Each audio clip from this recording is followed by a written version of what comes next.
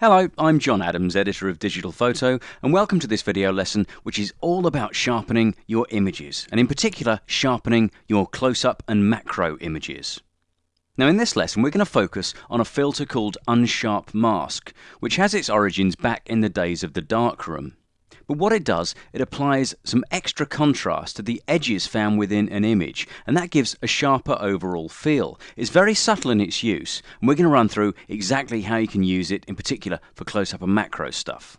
Let's first have a quick look at what it does. If we take this image here of the stamen of a flower, we're just going to use the zoom tool and go in really tight to this particular bit of the image here, and you can see that that's really sharp in this particular area.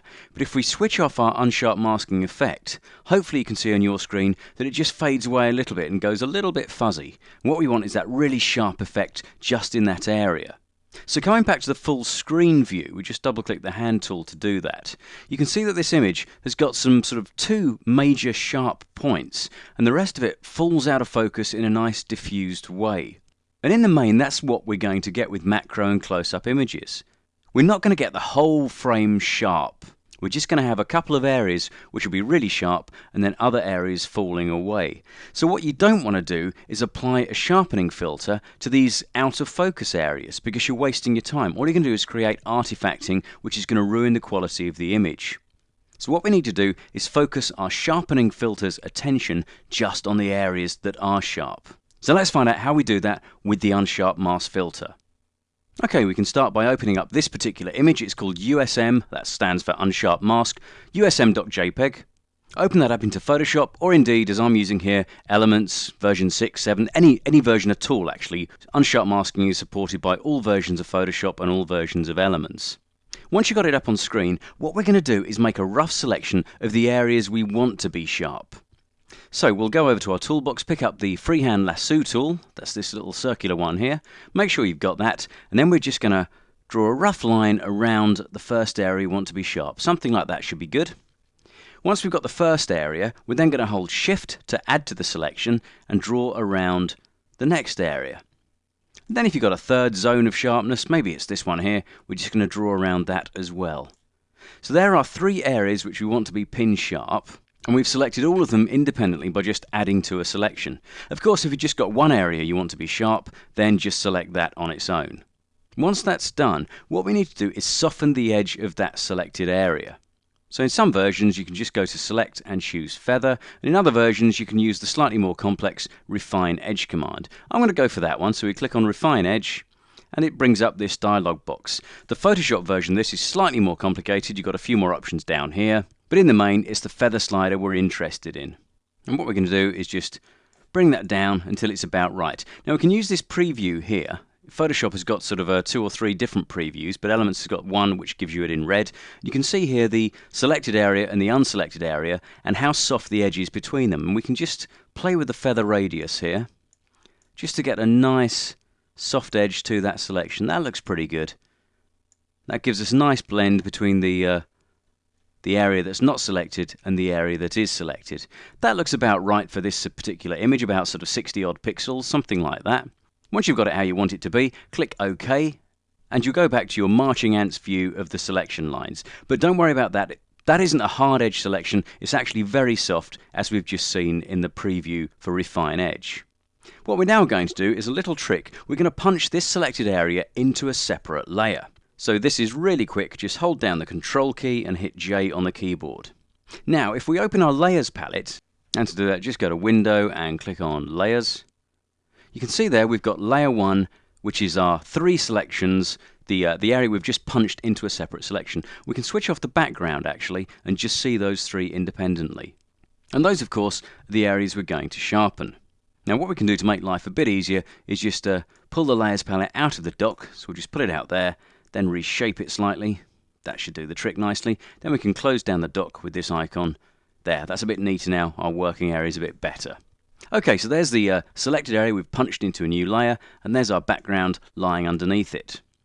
What that means is we can now sharpen this separately and only affect the parts in this particular layer, in layer 1. So we go to our Unsharp Mask. In Photoshop you'll find it under Filter. It's Filter, Sharpen, Unsharp Mask. But in the recent versions of Elements, you'll find it under Enhance. There it is at the bottom, Enhance Unsharp Mask. So we click on that, and that brings up our Unsharp Mask dialog box. What we have here is a preview window, so we can move that around just by scrolling around inside it. We can also change the size of it. Just get a percentage view there. So there's our area. If we go in right tight on this one, we can see what's going on. So we'll just zoom into there 100%, and you can see that that's looking really sharp now because we've got some entries in these particular dialog boxes here. Now the amount slider determines how much contrast is increased at the edges that can be found. So if we move that down, we get no effect at all. You've got quite a sort of fuzzy area we can see. Move it all the way up to the top, and we see that there's quite a harsh edge being created.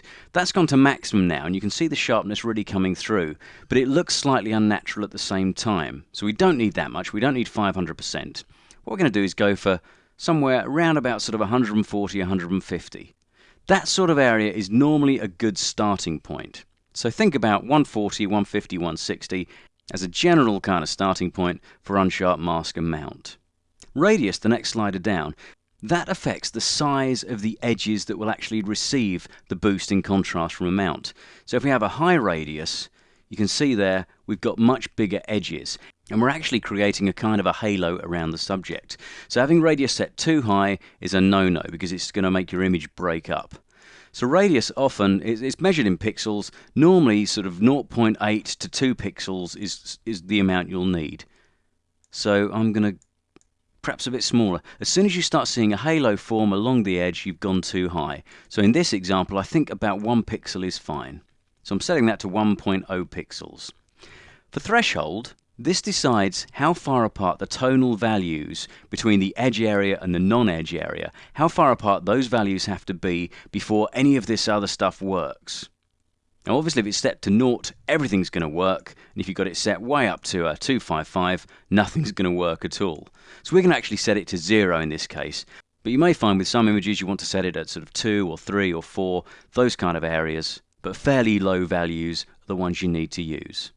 Okay, so now our unsharp mask is all set up. We're going to click OK. So we've got 141, 1 and 0 in our values. Click OK to that, and that'll apply the unsharp masking just to the separate layer. And of course, back in our layers palette, we can switch that on and off to see the effect. And indeed, if we zoom in nice and tight, just pick up the zoom tool, go in tight on one particular area, we can see the unsharp mask kicking in. Now if you look closely, you can see that the other edges are affected as well. So what I'm going to do is just clean up a little bit with the eraser tool. That'll give me a perfect result. Let's just zoom out a little bit. I can use the zoom tool, hold down the Alt key and just click a couple of times to zoom back. Then holding down the spacebar, I can move the image around. What I'm going to do is pick up the eraser tool from the toolbox, and then I can vary my brush size using the left and right square brackets keys. Left goes down, right goes up. Now I've got a pixel size radius here of 175, that should be fine. And I've got an opacity of, I'm going to go to about halfway, about 50% in the eraser brush. And all we're going to do now is work away at the edges to make sure none of this artifacting comes through in the areas where we don't want it. So we've made that rough selection, we've feathered the edge, now we're really making it nice and accurate by rubbing out the bits of unsharp masking that we don't want to kind of infect the rest of our image, particularly these nice diffuse soft areas. So there we go, that's that one done. Now we hold down the spacebar, scroll across to the next one, and again just round the edge of this sharp point, this point of sharp focus.